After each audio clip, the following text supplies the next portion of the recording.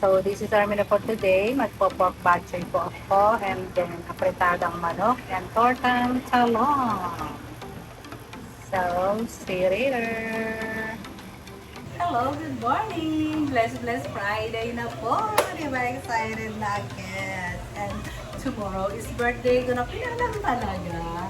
So, ayun, eto, gaul na ako sa oras. Tinanghali ako ng gising kasi po, napuyat ako dahil dumating yung mga junakis ko. So, ito, nagmamadali magluto ang inyong tindera ngayon. So, all is prepared already. Ang apritada ko po yung minarinate ko, sinalang ko na siya and lalagyan ko na siya ng tomato sauce habang ako yung nag-iihaw ng talong kasi ako po ay magtotorta. So, lalagyan ko na ng tomato sauce ang aking apritada. Diba? Nagmamadali ang inyong tindera.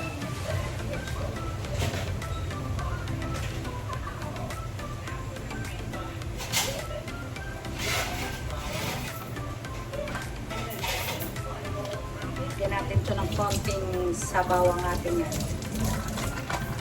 Tomato paste or tomato sauce. Nasa sa inyo po yan. Maraming katas. So, alam nyo naman itong mga niluluto ko today. I just want to share. Alam nyo naman na. Diba? So, lagyan ko rin ito ng oyster sauce. Para masarap. Kaya ubos ko ang iluluto ko ngayon kasi andito yung mga apo ko. I have a lot of visitors mga nandan. Sobrang dami nyo. Lalo bukas, marami akong bisita. Diba? Gahon pa more. Ako, alam yung tindera for today. Pero kayang-kaya yan. Alam niyo naman ako, Wonder Woman, mga madam. I'm a Wonder Woman. Kaya natin yan, mga madam. O, diba? Habang nagdadagdag sa inyo, ay nag-iihaw. At syempre, lalakas ko rin yung apoy. Lagyan ko rin tomato sauce. Syempre, lagyan din natin ng oyster sauce para masarap. Isa lang muna, baka umalat. Baka naman, Del Monte and oyster. Lagi naman. Diba? Alam niyo naman ako, diba, yung ating patatas, carrots, and bell pepper.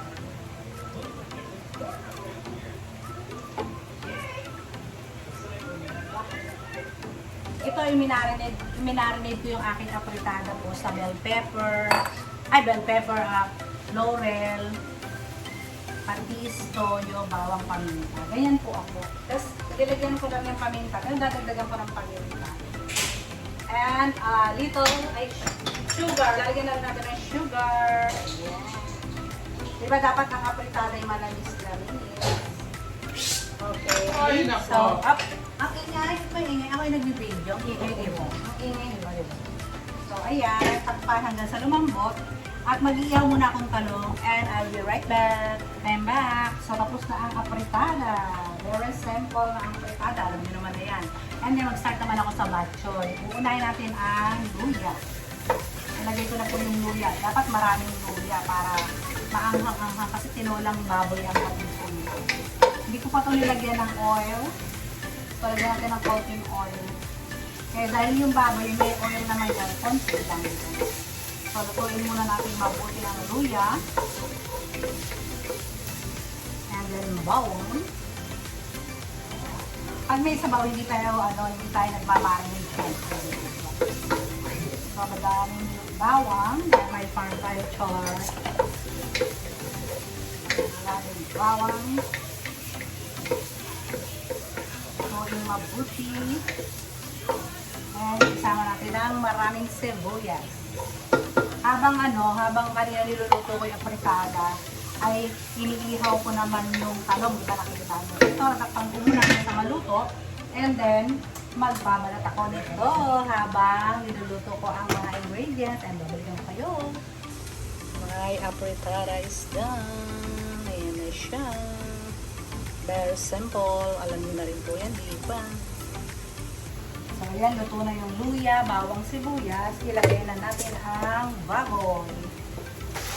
Dami na naman ito. Pero, di ba, may nalaglag pa.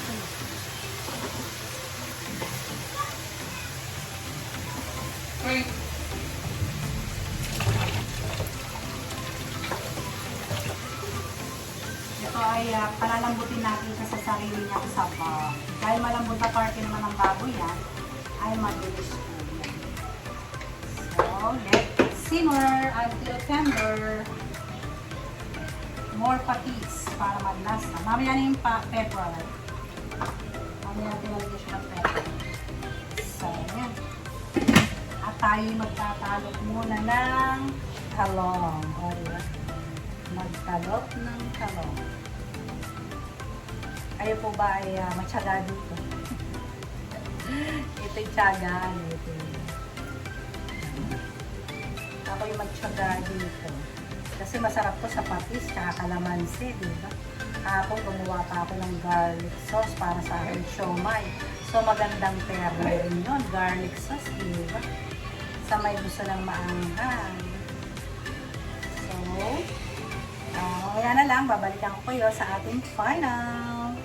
I'm back. So, ilagay natin. Nak, may sukli na darating. Sukli, kunin mo. Yan na, ikit yung aking bok choy. So, ilagay na natin ang jugo. Konting jugo lang. Konti lang. Malambot na po ito. Lulutuin ko lang yung dugo. At nagluluto na rin ako ng tortang talong. So, paglambot nito, ng pagluto ng dugo, lalagay ko na yung mga sangkap. Wala, balikan ko kayo again. Yan na nga, ito na yung final, mga magdan, diba? So, lalagay na natin itong ating maiwagang sayote. Doon malambot na yung ating baboy. At nilagay ko na yung dugo. Diba? Meron akong background. Kasi nandito yung apo ko. So, medyo maingay ang ating background. So, isang kulo lang ito. And then, lalagyan na natin yung ating mga sili at malunggay. At ang torta rin ay patapos na. Ayan. Patapos na ang ating tortang talong. Ayun na nga, tapos sa mga madam. Sana po nagustuhan ninyo ang ating menu for today na pork bok choy, tortang talong, and apritadang manok. So, bye-bye. See you later and happy weekend. God bless us all. Bye!